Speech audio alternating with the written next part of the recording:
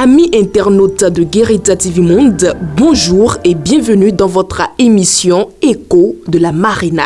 Fini les interrogations sur les raisons de démission de l'ex-ministre des Sports Oswald Omeki. Le secrétaire général adjoint et porte-parole du gouvernement Wilfried Léandre Ngbeji, à la faveur de sa rencontre hebdomadaire, a abordé le sujet avec les hommes des médias ce vendredi 13 octobre 2023.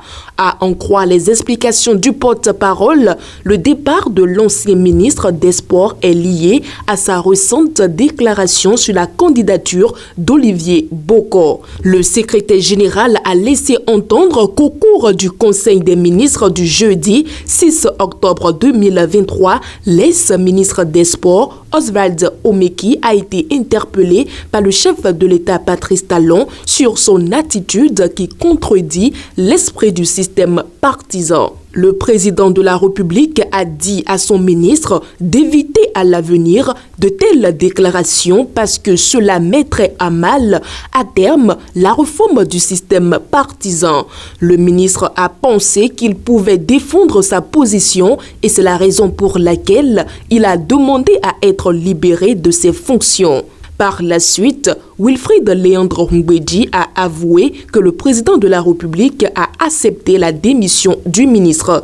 En feedback pour vous, chers amis internautes, pendant que le gouvernement était en vacances, Oswald Omeki a été interrogé sur les nombreuses suscitations de la candidature d'Olivier Bokor, un ami de Patrice Talon à la présidentielle de 2026. Et l'ancien ministre des Sports a déclaré ce qui suit. Olivier Bokor est le mieux préparé de nous tous. S'il se présente, toutes les autres ambitions devront s'éclipser. Fin de citation.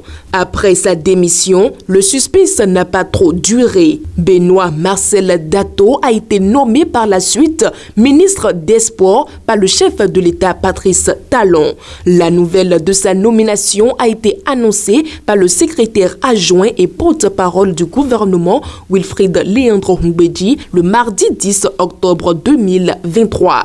Au lendemain de cette nomination, les membres du gouvernement ont tenu le Conseil des ministres présidé par le chef de l'État Patrice Talon. Et comme de coutume, plusieurs décisions ont été prises. Au niveau des mesures normatives, on note déclaration d'utilité publique des propriétés privées situées dans le périmètre du projet d'aménagement et de bitumage de la route des pêches, phase 2, puis paiement des indemnités dues aux personnes affectées par les travaux. Les travaux de construction de cette infrastructure routière se déroulent conformément au chronogramme établi. Mais il se fait que les limites des voies frappent de servitude de reculement plusieurs domaines, bâtiments et sites de toute nature. C'est ainsi que 728 personnes affectées ont été recensées avec divers biens, dont 271 habitations, du foncier non bâti, des plantes à valeur économique, des périmètres de culture, de même que des patrimoines culturels. Pour ne pas retarder la poursuite diligente du chantier, il y a lieu de procéder à la libération des emprises. À cet effet, le Conseil a adopté le décret portant déclaration d'utilité publique des aires concernées. En conséquence, il a été autorisé l'indemnisation des personnes impactées par le projet conformément aux tests en vigueur. Au titre des autres mesures normatives, 2 décrets ont été adoptés. Le premier, attribution, organisation et fonctionnement du ministère des Affaires étrangères. Le deuxième, transmission à l'Assemblée nationale pour autorisation de ratification de la Constitution de la Commission africaine de l'aviation civile, adoptée à Dakar le 16 décembre 2009 et de l'instrument d'amendement de l'article 10 de la Constitution de la Commission africaine de l'aviation civile de 2009. Au cours de cette rencontre hebdomadaire, le Conseil a autorisé la participation du Bénin à la 6e édition de la Semaine africaine de la microfinance qui aura lieu du 16 au 29 octobre 2023 à Lomé, au Togo.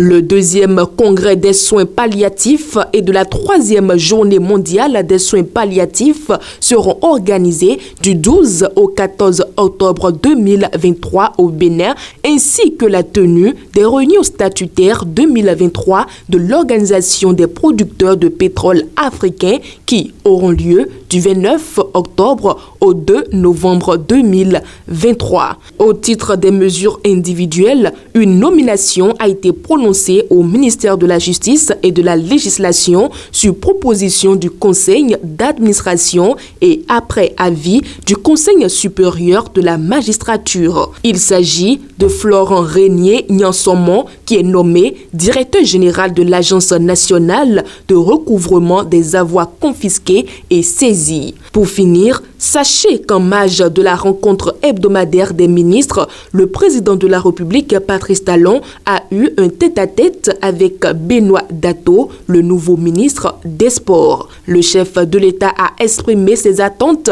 vis-à-vis du département ministériel dont il a la charge. Le nouveau ministre a aussi martelé que l'ambition, le sérieux et le travail sont les vecteurs clés pour atteindre le succès. Amis internautes de Guérita TV Monde, ainsi prend fin ce numéro de votre émission Écho de la Marina. Merci de votre attention et à samedi prochain.